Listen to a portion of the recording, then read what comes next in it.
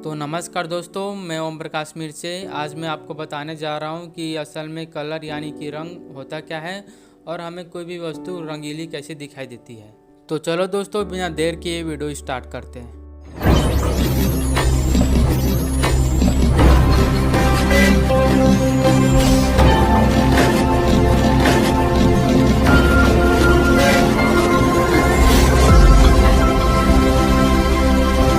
तो दोस्तों, लाइट यानी कि प्रकाश के बिना कोई भी प्रकार के रंग का कल्पना नहीं किया जा सकता। यानी कि दोस्तों, लाइट के बिना कलर का कल्पना नामुमकिन है। दोस्तों, एरिस्टोटल एक प्राचीन ग्रीक फिलोसोफर है जिसने सबसे पहले रंग का सिद्धांत विकसित किया था। एरिस्टोटल मानते थे कि कोई भी रंग सफ़ेद और काला से आता है। एरिस्टोटल का यह सिद्धांत 1666 तक प्रचलित रहा, क्योंकि इसी समय इसाक न्यूटन ने वाइट लाइट प्रिज्म एक्सपेरिमेंट कर कलर को समझने के लिए एक वैज्ञानिक आधार रख दिया था।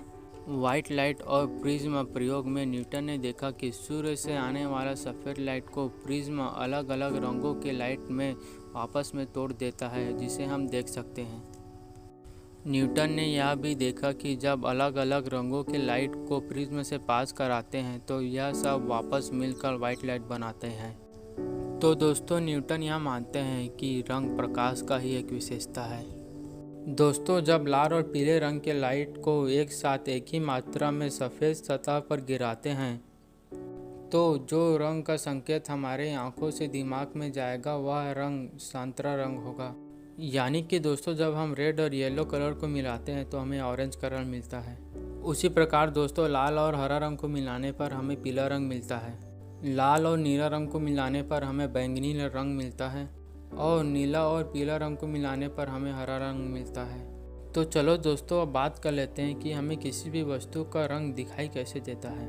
जैसा कि दोस्तों न्यूटन ने कहा था कि रंग प्रकाश का एक विशेषता है और प्रकाश यानी कि लाइट इलेक्ट्रोमैग्नेटिक रेडिएशन होता है। दोस्तों, आमतौर पर इलेक्ट्रोमैग्नेटिक रेडिएशन 7 प्रकार के होते हैं, जो कि है gamma ray, X-ray, ultraviolet light, visible light, infra radiation, microwave and radio wave. लेकिन दोस्तों, हमारी आंखें केवल 700 नैनोमीटर से 400 नैनोमीटर वेवलेंथ वाले लाइट को ही देख सकती है, जिसे हम विजिबल लाइट कहते हैं। तो चलो दोस्तों, बात करते हैं कि कोई भी वस्तु हमें दिखाई कैसे देती है। दोस्तों, वाइट लाइट जो हमें सूर्य से मिलती है वह सामान्य 7 कलरों से मिलकर बना हुआ रहता है, जो कि है red, orange, yellow, green, blue, Indigo और वायलेट। दोस्तों, ये सभी सातों कलर हम अपने इंद्रधनुष में भी देख सकते हैं। जैसा कि हम सभी जानते हैं कि दोस्तों, वाइट लाइट 7 अलग अलग रंगों के लाइट से मिलकर बना हुआ होता है।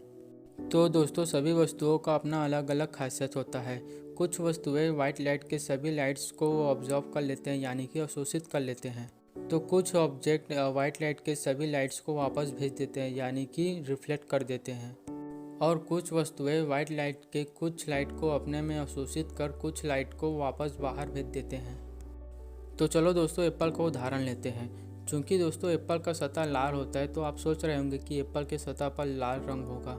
आप ऐसा भी सोच सकते हो, लेकिन असल में होता क्या है?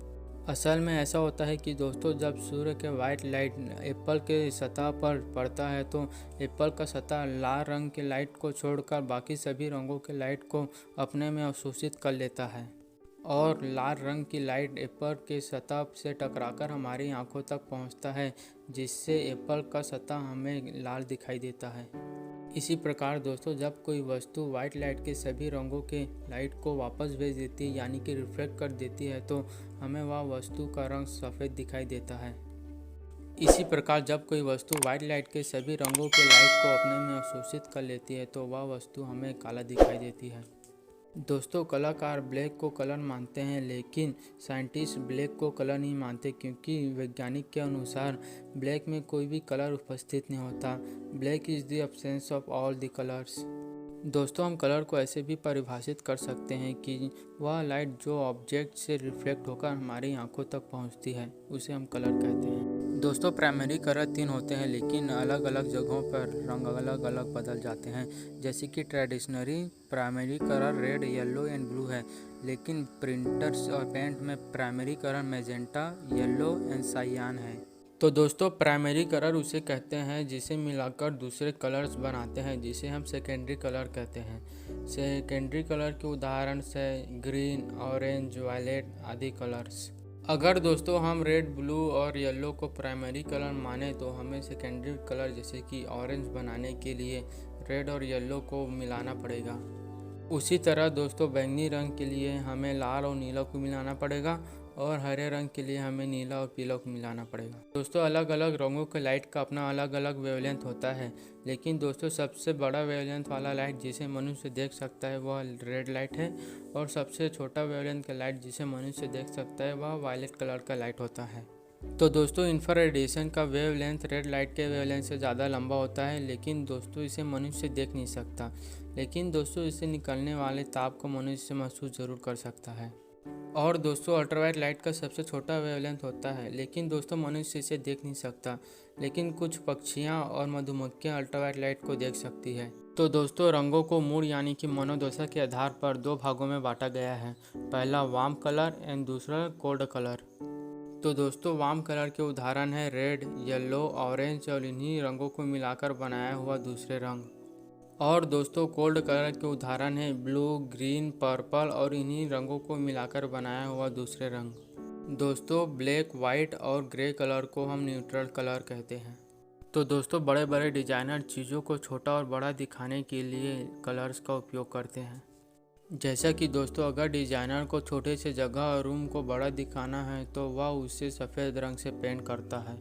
और अगर दोस्तों किसी डिजाइनर को किसी बड़े से रूम को या बड़े से दीवार को छोटा दिखाना हो तो वह दीवार के बॉर्डर को काले रंग से पेंट कर देता है, जिससे कि हमें ऐसा लगता है कि वह दीवार छोटा हो।